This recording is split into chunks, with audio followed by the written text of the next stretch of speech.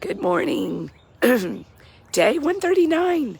I'm going to keep it short because my voice is not with us today, but I just had to show you all and at least I'm going to do what I can. I'm going to do my best. But we have fog here this morning. Woo. And it looks more like a sunset than it does a sunrise. Really cool though. Oh, hey.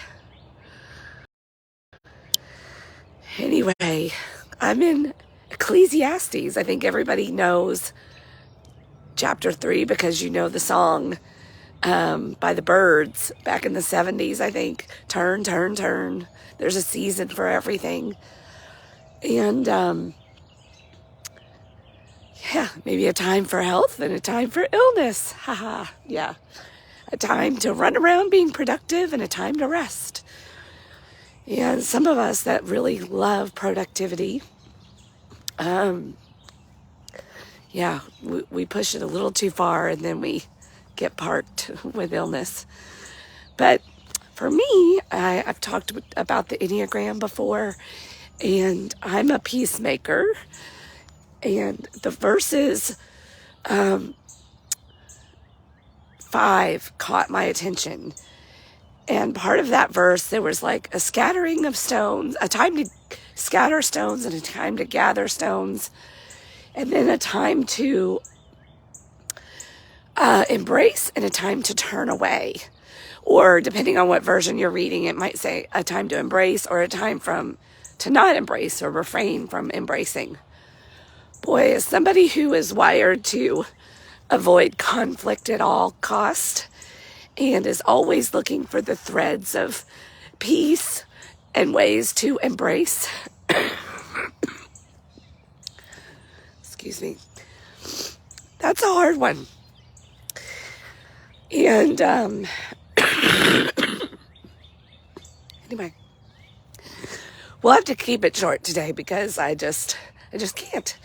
So that's one that I'm going to really have to keep meditating on and remind myself of, because sometimes I hold on too long, or I try to make amends or do the embracing too much.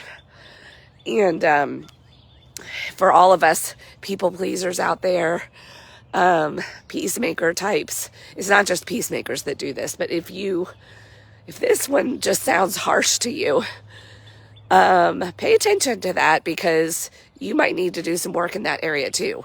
There is a time for everything. And just because you embraced someone or something at one point doesn't mean there isn't going to be a time to not do that with that same thing. To let go is some other terms we could use. So here, I'm going to leave you with this because look at this. Isn't that wild? It's beautiful, beautiful. Foggy. That's kind of how I feel on the inside. Like the light's in there, but it's a little foggy with all this going on. So, and a time to talk and a time to refrain from talking. So, I'm going to maybe invite you to read Ecclesiastes chapter 3 today and see what stands out to you. Because we're all wired differently. You may be hearing me and going, yeah, don't have a problem with that one. Well, there probably is something in there that might strike you as a little odd. And that might be an invitation for you to look at that part of your personality and how you're wired, and lean into what doesn't feel comfortable and natural, because that's often the area that we need to grow. All right.